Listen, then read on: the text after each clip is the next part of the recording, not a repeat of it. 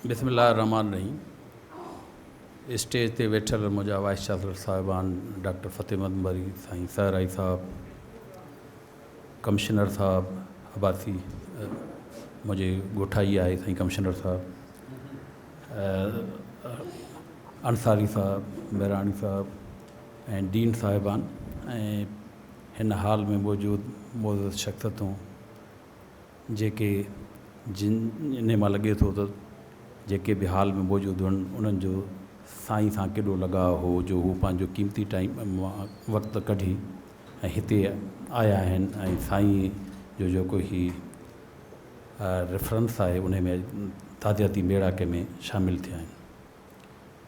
1940 में जनम वठंदड़ अंसारी साहब 60 में PhD पियो करे साउथहैम्पटन यूनिवर्सिटी UK में, ऐं उहो दौर हो जॾहिं इंटरनेट जो दौर बि कोन हो, पोस्टूं ईंदियूं हूंदियूं 15-20 ॾींहंनि खां पोइ ख़त मिलंदा हुआ ऐं उन दौर में PhD करे थो ऐं वरी पोस्ट डॉक, मुंहिंजे ख़्याल में डबल पोस्ट डॉक उन साॻी साउथहैम्पटन यूनिवर्सिटीअ मां करे थो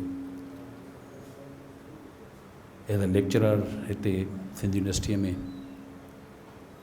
ऐं प्रोफेसर थी ऐं PVC थिए थो 76 में सिंध ज़री स्टंडोजाम जी, ऐं 77 में वाइस चांसलर, ऐं जीअं साईं अॻु में ई ॿुधायो त यंगेस्ट वाइस चांसलर 37 ईयर्स जी एज में, त इन मां ज़ाहिर आहे त साईं केॾो कॉम्पिटेंट हो। बर्तानिया जहिड़े मुल्क मां PhD वठणु को सवलो कमु कोन्हे। डॉक्टर खलील साहब साम्हूं वेठो आहे, उनखे ख़बर आहे त डिग्रियूं ईअं कोन विराइबियूं आहिनि, बाक़ाइदे कमु करिणो पवंदो, रिसर्च करणी पवंदी, कुझु नतीजो ॾियणो पवंदो।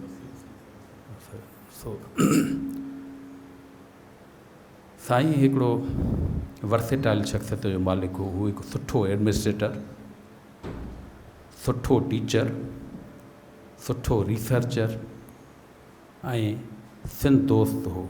हुन जा जेकॾहिं तव्हां पाण रिसर्च पब्लिकेशन ॾिसंदासीं त उहे हिकिड़े कंहिं डायरेक्शन में कोन्हनि। तव्हां ॾिसो त अदब जे साइड ते बि आहिनि, त हुनजी जेका पंहिंजी फील्ड हुई बायोटेक्नोलॉजी ऐं ज़ूलॉजी, फिज़ियालॉजी, उन साइड खां हटी करे बि साईं काफ़ी कमु कयो आहे जेको ऑन रिकॉर्ड आहे। सिंध यूनिवर्सिटी जो फाउंडर वाइस चांसलर, ऐं जॾहिं जॾहिं बि का नई इंस्टीट्यूट खुलंदी आहे त तकलीफ़ूं थींदियूं आहिनि, फंडिंग जा मसइला थींदा आहिनि ॿिया, त उन्हनि शयुनि खे टेकअप करे अॻिते खणी हलणु हिकिड़े सुठे एडमिनिस्ट्रेटर जी निशानी आहे। मां 1985 में ज़री यूनिवर्सिटी खे जॉइन कयो एज़ ए स्टूडेंट। तंहिं वक़्त में साईं मोलाबेग साहब ऐं साईं मरहूम गुलाम हुसैन मेमण साहब जी हिकिड़ी टीम हूंदी हुई, जेका साईं जी हिकिड़ी ख़ासि टीम हूंदी हुई जेका उन लाइ वर्क कंदी हुई। हिकिड़ो ॾुखियो टाइम हो स्टूडेंट्स पॉलिटिक्स जे हिसाब सां। उन्हनि हालतुनि में बि मां ॾिसंदो हुउसि अंसारी साहब माना बाक़ाइदे माना फ्रंट लाइन ते बीठो हूंदो हो। ऐं 86 में जॾहिं first convocation of Sindh agriculture स्टंडोजाम थियो त उन वक़्त में 3 मां 5 फैकल्टियूं थियूं।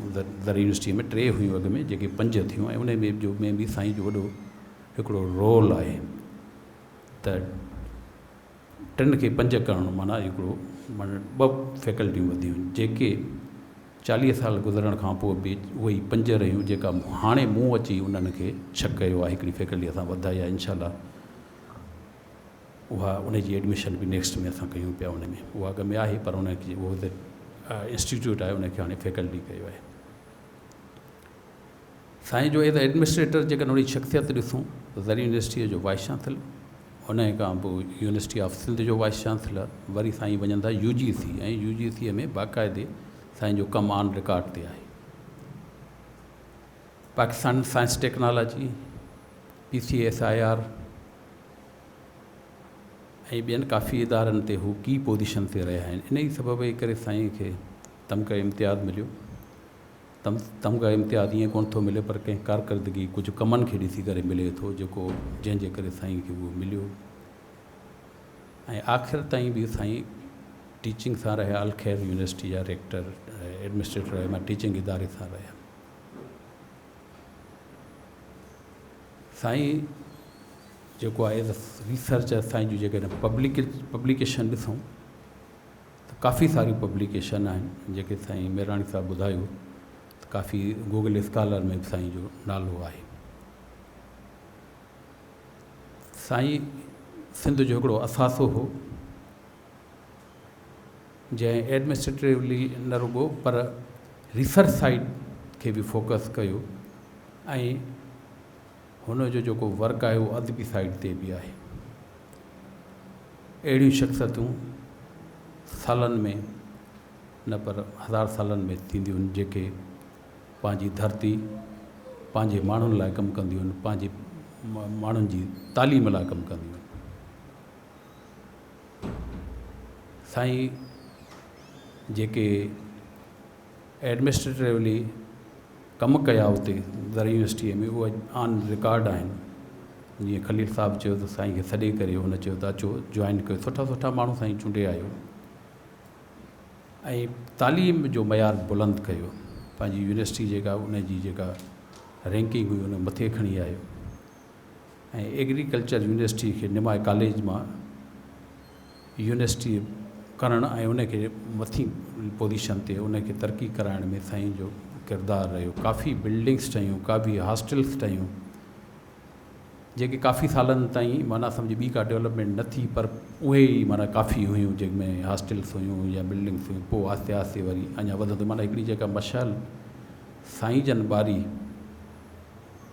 उहा अञा थी हले पई ऐं हलंदी रहंदी, उन में वाधारो थींदो रहंदो। छाकाणि त असांखे जेको राह ॾेखारी असांजे वाइस चांसलर साहिबु साईं डॉक्टर फ़तेह हूंदो त बि साईं खे जेके कॉन्फ्रेंसिस वग़ैरह थींदियूं हुयूं उनखे साईं खे इनवाइट कंदा त साईं वॾे शौक़ सां साईं खे ॾाढो लॻाव हो दर यूनिवर्सिटी जाम सां।